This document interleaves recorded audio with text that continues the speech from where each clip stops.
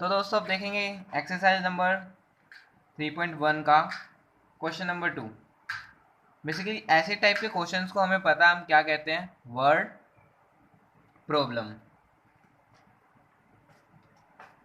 ठीक है, तो इनको करने से पहले एक चीज़ समझ लो कि सबसे पहले आपको स्टेटमेंट को आराम से पढ़ना है, बिल्कुल रिलैक्स होकर पढ़ना है। तो रिलैक्स हो जाओ। ठीक है, अब आराम से पढ़ना है स्टेटमेंट को, क्योंकि कोई भी वर्ड अगर छूट गया तो स्टेटमेंट हमें समझ नहीं आएगी, और स्टेटमेंट समझ नहीं आई तो फिर आप इक्वेशन क्या बनाओगे, फिर आप क्वेश्चन को आगे सोल्व क्या करोगे। तो ठीक है, तो आराम से पढ़ना है।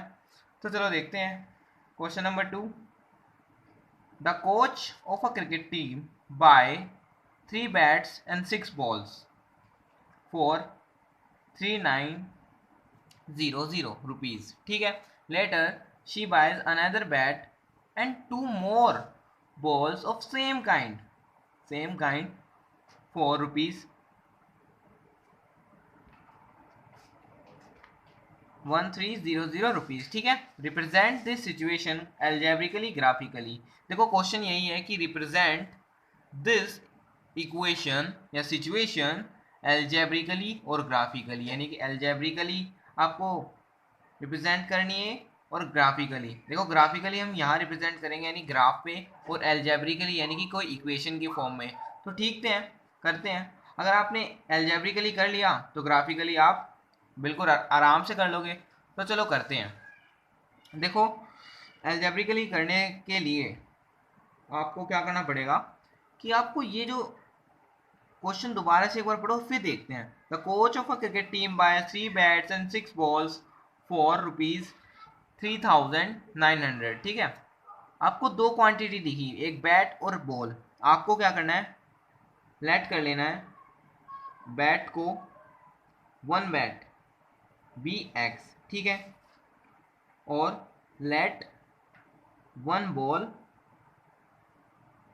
B Y. ठीक है, यानी कि आपने एक बॉल मान ली एक्स और बॉल, एक बैट मान लिया आपने एक्स और बॉल मान ली वाई। ठीक है, अब क्वेश्चन आगे करते हैं अकॉर्डिंग टू क्वेश्चन। यहां से क्वेश्चन बड़ा सिंपल हो गया। ठीक है, अब देखो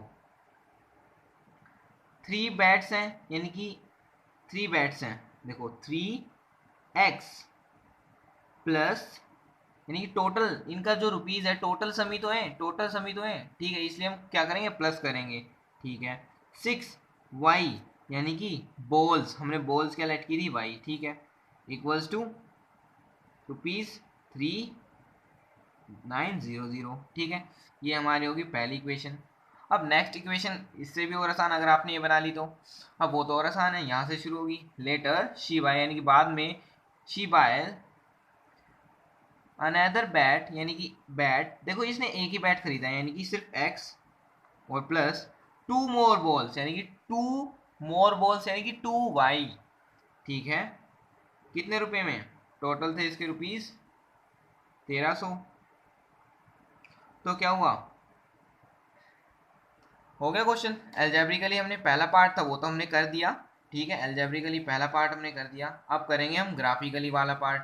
ठीक है, तो अब देखो ग्राफिकली अगर हमें करना है तो हमें क्या चाहिए, कोऑर्डिनेट्स चाहिए। हमें क्या चाहिए, कोऑर्डिनेट्स, एक्स और वाई कोऑर्डिनेट्स चाहिए, जहां हम इसको आराम से प्लॉट कर सके।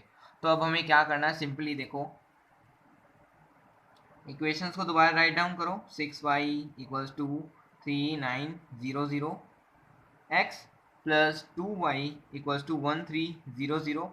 अब क्या आपको कोऑर्डिनेट्स निकालने हैं, यानी कि x और y की वैल्यूज निकालनी है, और आपका जो ये सॉल्यूशन है ये बड़ा आसान हो जाएगा। ठीक है, चलो करते हैं। अब देखो मुझे करना क्या है, बेसिकली इसमें आपको कोई x की वैल्यू यहाँ से कुछ भी कोई भी वैल्यू रखनी है यहाँ, और जो y की वैल्यू आएगी ना वो यहाँ आपका आंसर होगा, यानी कि आपके कोऑर्डिनेट्स बन जाएंगे। अब देखो क्या, मान लो x की वैल्यू आपने रखी 100 रखी, 100 रखी, तो देखो 100 मैंने x की वैल्यू रख दी, तो ये 300 हो जाएगा। तो 300 यहाँ से वहाँ माइनस में जाएगा, तो क्या हो जाएगा, 39 माइनस 300 क्या होगा, देखो क्या होगा, 3600। और जब ये 6 वहाँ डिवाइड करने जाएगा तो आ जाएगा 600, यानी कि y की वैल्यू आई 600। जो मैं ये कर रहा हूँ ना, ये करना ज़रूरी नहीं होता, इसके कोई मार्क्स नहीं होते, सिर्फ मार्क्स होते हैं इस टेबल के जो आप टेबल बनाते हो, ठीक है। इसलिए आप इसको रफ में भी करोगे तो चल जाएगा, ठीक है, या माइंड में भी करोगे तो फिर भी ठीक है। अब आगे चलो, अब एक वैल्यू तो मैंने पुट कर ली, अब दूसरी वैल्यू भी ढूंढो, कहाँ से ढूंढोगे।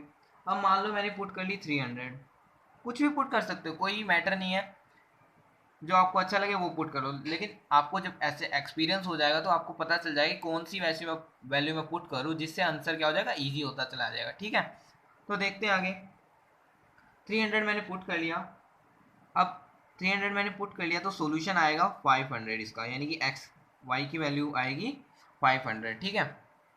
ऐसे ही अब आपको क्या है सेकंड इक्वेशन में करना है। आपने फर्स्ट इक्वेशन को तो बना लिया, अब सेकंड इक्वेशन में भी करो। सेकंड इक्वेशन में मैं x की वैल्यू पुट करता हूँ 100, कुछ भी कर सकते हो। तो यहाँ भी देखो y की वैल्यू आएगी, जब 100 को मैं वहाँ लेके जाऊँगा तो 1300 में से मैं माइनस करूँगा 100 तो क्या आएगा 1200, और 1200 जब इससे डिवाइड होगा 2 से तो आएगा 600, सिंपल। अब मैं वैल्यू करता हूँ पुट, और कोई सी आप भी बताओ, कमेंट करो आपको कौन सी वैल्यू अच्छी लगेगी जो आप पुट करोगे यहाँ, ठीक है। मैं वैल्यू पुट कर लेता हूँ 700, तो मेरा आंसर आएगा 300, ठीक है, सिंपली, बड़ा आसान है। अब क्या करना आपको, अब तो यहाँ से और सब कुछ आसान हो गया। अब इनको नाम दे दो कोऑर्डिनेट्स, ये ए कोऑर्डिनेट हो गया, ये बी हो गया, ये हो गया सी, ये हो गया डी, सिंपल। अब ए कोऑर्डिनेट को आप यहाँ पुट कर दो ग्राफ पे। अब ग्राफ कैसे बनाना होता कई बच्चों को ये नहीं पता होता, तो सुन लो। देखो आपको सिंपली क्या है, x axis y axis, x axis y axis बनानी है, और अपनी सहूलियत के हिसाब से आपको जो गैप्स है वो फिल कर देने हैं। मुझे यहाँ लगा 100 100, यहाँ देखो 100 600 700, तो 100 100 लग रहा था, तो मैंने 100 100 लगा दिया। आप कुछ भी फिल कर सकते हो, ठीक है। अब कोऑर्डिनेट आपको मिल चुके हैं, आप पुट कर दो, मतलब इसको प्लॉट कर दो। 100 देखो ये होता है x, ये x एक्सिस पे आता है 100, और ये y एक्सिस पे, यानी कि यहाँ कुछ होगा, ये हो गया हमारा पॉइंट, ठीक है। ये हमारा होगा पॉइंट ए, पॉइंट ए जिसके कोऑर्डिनेट्स हैं 100 और 600, सिंपल। अब पॉइंट बी है 300 और 500, 300 एंड देन 500, इजी है, ठीक है भाई, ठीक है। बी हो गई 300 एंड 500, ठीक है। अब ये इक्वेशन नंबर 2, पहले मैं इसको प्लॉट कर लेता हूँ, या इसको लाइन कर, पॉइंट को मैच कर लेता हूँ। ये मेरी है इक्वेशन नंबर फर्स्ट, ठीक है। अब सेकंड इक्वेशन देखो x 100 है, y 600, x 100 y 600, यानी कि यहीं हमारा जो पॉइंट C है वो भी यही है 100 और 600, ठीक है भाई। अब जो कोऑर्डिनेट D है वो पुट करते हैं, यानी कि 700, देखो x की वैल्यू 700, x की वैल्यू 700 और D हमारा 300, यानी कि 700 और 300, ये आ गया D कोऑर्डिनेट पे आ गया 700 और 300। देखो ये है x और ये है y, ठीक है। तो अब जो C और D कोऑर्डिनेट है मैं उनको भी मैच कर लेता हूँ, तो यही आ गई मेरी सेकंड इक्वेशन। तो आपने देखा, आपने जो पहला क्वेश्चन किया था ना, आपने देखा पहले क्वेश्चन में आपने देखा कि लाइंस कुछ ऐसे कट हो रही थी, कुछ ऐसे, कुछ मतलब वो आगे अगर उसको मूव करोगे तो लाइन कट हो जाती, ठीक है। और इसमें आपने सेकंड क्वेश्चन में देखा कि लाइंस एक दूसरे के ऊपर आ गई। अब थर्ड क्वेश्चन में देखेंगे कि लाइंस कैसे रिलेशन बनाएगी, और थर्ड क्वेश्चन क्या इनसे आसान है क्या मुश्किल है, आगे आने वाली वीडियोस में उसको भी जल्दी से करेंगे, ठीक है। तो बाय बाय।